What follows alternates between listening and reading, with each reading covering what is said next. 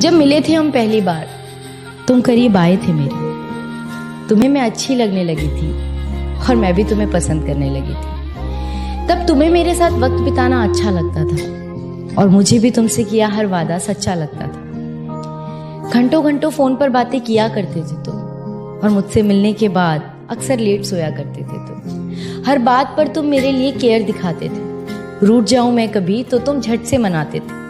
25 से 30 किलोमीटर तक रोज मुझसे मिलने आया करते थे और उसके बाद मुझे घुमाने भी ले जाया करते थे। तो क्यों आज साथ होकर भी हम साथ नहीं, और क्यों इस रिश्ते में अब पहले जैसी कोई बात नहीं? क्यों हमारे वो पहले जैसे हालात नहीं, और क्यों आज मेरे हाथों में तेरा हाथ नहीं? एक छत के नीचे रहकर भी तू अजनबी बन गया है। पता नहीं तू अचानक इतना क्यों बदल गया है। ऐसा नहीं कि मैंने तुम्हें समझाने की कोशिश नहीं की, पर कभी तुमने ही ये रिश्ता बचाने की कोशिश नहीं की। एक अरसे से जिंदगी को ऐसे ही एडजस्ट कर रही थी और जो हो रहा था मेरे साथ उसे बेमन से एक्सेप्ट कर रही थी, और तू मेरी इसी बात का फायदा उठा रहा था। मैं दिल लगा रही थी, तू दिमाग चला रहा था।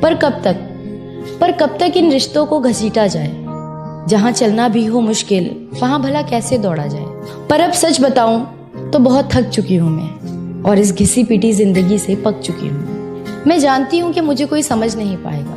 टूटा था पहले भी ये दिल, एक बार फिर से टूट जाएगा।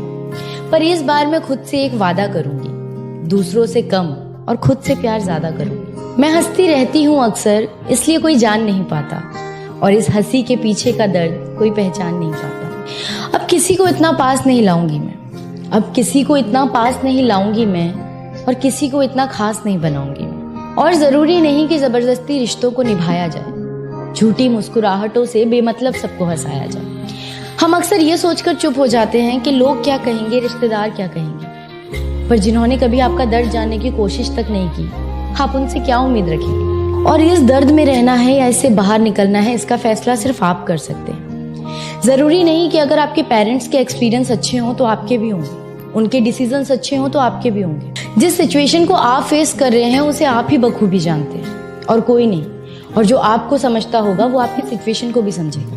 और शायद हमारा सफर यहीं तक हो, और शायद हमारा सफर यहीं तक हो, ये सोचकर अच्छी मेमोरीज को अपनी डायरी में रखकर उस चैप्टर को बंद कर देना चाहिए। क्योंकि हो सकता है आपकी किताब में कहानी नहीं किस्से हो, और अगर आप चाहते हैं कहानी लिखना तो आपको अपनी कहानी का मेन हीरो खुद बनना होगा। क्योंकि अगर आप किसी और को अपनी कहानी का मेन हीरो बनाएंगे तो आपकी कहानी अधूरी रह सकती है, लेकिन अगर आप खुद अपनी कहानी का हीरो बनेंगे तो आपकी कहानी जरूर मुकम्मल